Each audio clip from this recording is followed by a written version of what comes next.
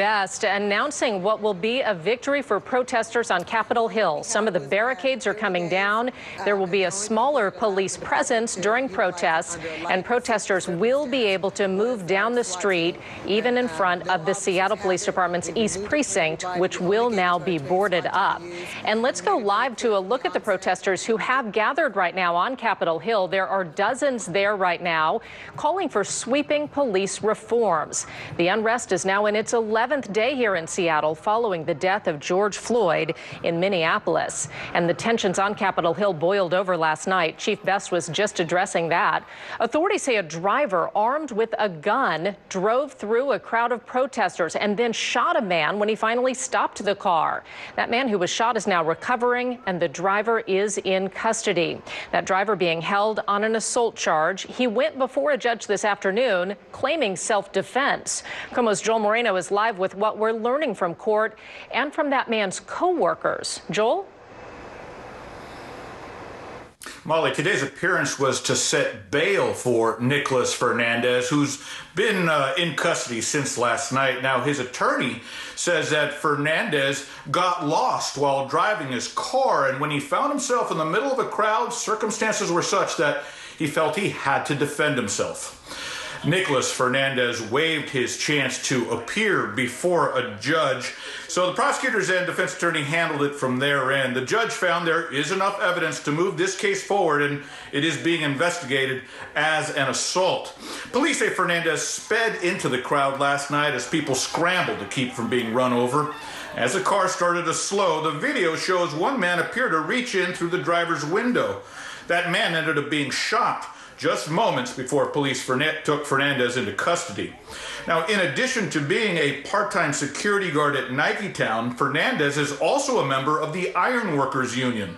A spokesman for Local 86 says these are emotionally charged times, and as people confront real issues about racial injustice and police accountability, they're going to follow this case closely. If the final investigation does reveal that the videos have captured the entire scenario, we're certainly going to explore the penalties that would and should accompany such actions. But again, we do owe it to everyone to just act upon the truth, not just upon a few snippets of videos.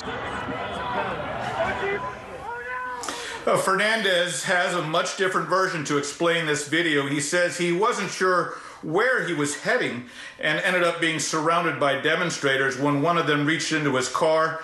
The attorney for Fernandez says that's when his client fired his gun to defend himself. Now, Fernandez is being held on $200,000 bail. He's likely to face possible criminal charges later this week. Back to you. Joel, you showed us that video of Fernandez wandering through the crowd there, and there's been a lot of concern raised about how he was eventually arrested. What have you learned about that? Well, Fernandez did walk up to the line of police with his hands up. He kind of self-surrendered. There was a lot of criticism about how a lot of people said on social media they thought the officers should have reacted more quickly to an armed man being right there in the crowd. The good news, though, is that other than that man that was shot, nobody else was hurt. All right, Molly? Joel, thanks very much. Right now, we are also learning much more about that man who was shot at the protest on Capitol Hill. KOMO's Kara Kostanich is live at Harborview with how he's doing tonight. Kara? That's right, Molly. 27-year-old Daniel Gregory has been out of surgery for a couple of hours, and his brother tells me he is doing well and in good spirits. I want to take you to an image of Daniel in his hospital room here at Harborview that was captured in the last couple of hours.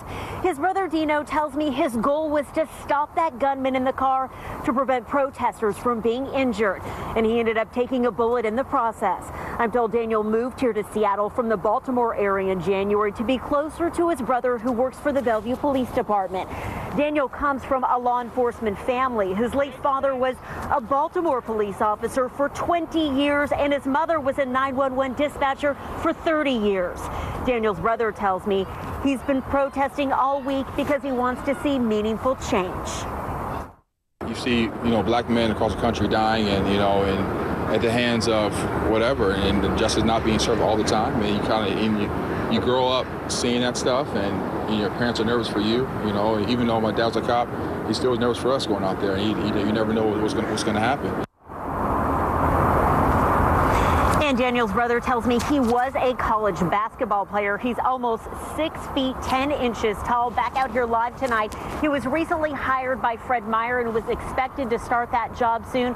We're going to have much more on Daniel and how this all transpired coming up tonight at 6. Live at Harborview, I'm Kara Kostanich, Como News. Kara, thank you. Governor Jay Inslee wrapped up a news conference a short time ago responding to the protests in our state.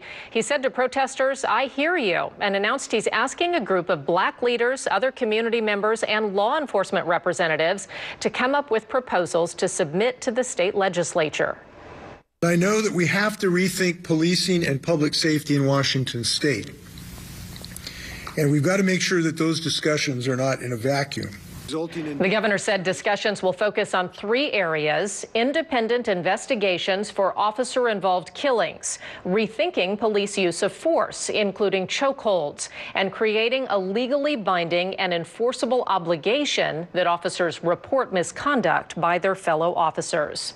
Developing now, Seattle Mayor Jenny Durkan says she's sending an emergency order to the city council today to help increase police accountability. The order will require officers to turn on their body cameras during demonstrations. The mayor is also calling for a reduction in the number of officers at the East Precinct protests. Chief Carmen Best just announced that's happening. The mayor also wants them to remove some of their protective gear. Right now, the push to take money away from police department budgets is growing across the country. This is part of a move to transform policing as we know it. Sinclair's chief political correspondent Scott Thuman has the latest on that and reaction from Washington. At the same time, George Floyd is being memorialized in his home state of Texas. Around the country, angry calls to defund police departments. We aren't here for no police reform. Critics want much of that money spent instead on mental health resources, affordable housing, public schools, and fighting the opioid epidemic. We need to completely dismantle the Minneapolis Police Department. And now a majority of the city council in Minneapolis pledged to do that. What that might look like, difficult to know and still being debated.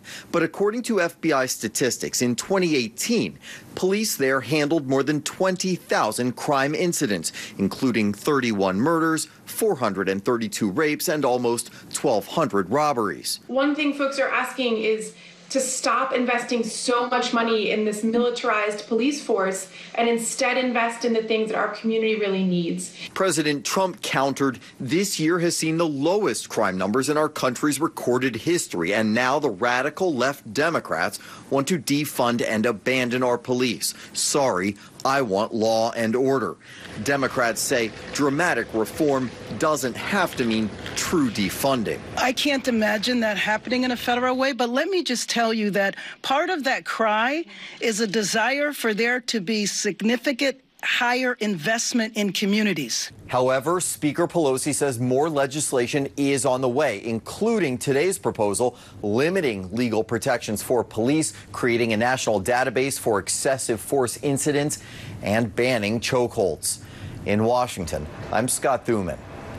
Today at the White House, President Trump held a roundtable meeting with law enforcement officers, and during that meeting said police departments will not be defunded. There won't be defunding, there won't be dismantling of our police, and there's not going to be any disbanding of our police. Our police have been letting us live in peace, and we want to make sure. The president said he is proud of the work law enforcement has done across the nation. Today, the third and final public memorial was held for George Floyd in Houston, Texas. Floyd grew up there. Thousands of people turned out to pay their respects, including Texas Governor Greg Abbott. But George Floyd is going to change the arc of the future of the United States. George Floyd has not died in vain. His life will be a living legacy Governor Abbott says he's committed to personally working with Floyd's family to ensure no one in Texas ever has to go through what he did. Floyd will be buried in Houston tomorrow next to his mother. We'll carry those funeral services live for you starting at 9 Tuesday morning. Stay with the KOMO News Network as we continue to bring you the latest on the protests here in Seattle and across the country. You can always find breaking updates online at KOMOnews.com as well as our Facebook and Twitter pages.